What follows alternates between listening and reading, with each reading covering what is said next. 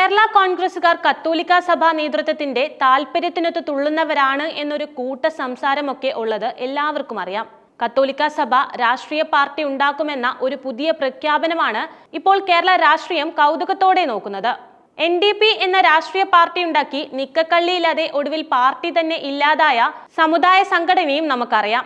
അത്രയും ഗതികെട്ട രീതിയിലേക്ക് കത്തോലിക്ക സഭ ഇനി ഉണ്ടാക്കാൻ പോകുന്ന ഒരു രാഷ്ട്രീയ പാർട്ടിയും അതുപോലെ നിലംപതിക്കുമെന്നാണ് ഇപ്പോഴത്തെ രാഷ്ട്രീയ നിരീക്ഷകർ പറയുന്നത്. NDP എന്ന രാഷ്ട്രീയ പാർട്ടി ഉണ്ടാക്കി നിക്കക്കള്ളിയില്ലാതെ ഒടുവിൽ പാർട്ടി തന്നെ ഇല്ലാതായ സമുദായ സംഘടനയായ NSSന്റെ ഗതിയായിരിക്കും കത്തോലിക്ക സഭയും കാത്തിരിക്കുന്നത്. ഇങ്ങനെയുള്ള രീതിയിലാണ് ഇപ്പോഴത്തെ രാഷ്ട്രീയ കാര്യങ്ങൾ നീങ്ങുന്നത്. ഒരു വിലപേശലിലൂടെയും സമ്മർദ്ദ തന്ത്രങ്ങളിലൂടെയും സ്വന്തം കാര്യം നേടിയെടുക്കാൻ കാണിക്കുന്ന മിടുക്കുപോലെ രാഷ്ട്രീയ പാർട്ടി ഉണ്ടാക്കുമെന്ന കത്തോലിക്ക സഭയുടെ പ്രഖ്യാപനം വളരെ കൗതുകത്തോടു കൂടിയാണ് കേരള രാഷ്ട്രീയം മുഴുവൻ ഉറ്റുനോക്കുന്നത്. EMS നമ്പൂതിരിപ്പാട് മുഖ്യമന്ത്രിയായ ആദ്യ കമ്മ്യൂണിസ്റ്റ് മന്ത്രിസഭയെ വിമോചന സമരത്തിലൂടെ താഴെയിറക്കിയ നെറികേടിന് നേതൃത്വം നൽകിയവരിൽ മുന്നിൽ കത്തോലിക്ക സഭ നേതൃത്വവും ഉണ്ടായിരുന്നു എന്ന ഊഹാപോഹങ്ങളൊക്കെ ഇന്നും നിലനിൽക്കുന്ന ഒരു കാര്യമാണ്.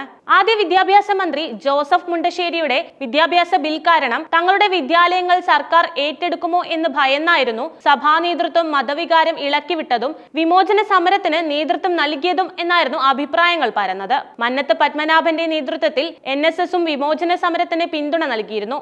മതവും ജാതിയും കത്തിച്ചു നടത്തിയ വിമോചന സമരത്തിനൊടുവിലാണ് ജനങ്ങൾ തെരഞ്ഞെടുത്ത EMSന്റെ കമ്മ്യൂണിസ്റ്റ് മന്ത്രിസഭയെ ക്രമസമാധാനം തകർന്ന പേരിൽ പ്രധാനമന്ത്രി നെഹ്റു പിരിച്ചുവിട്ടത്.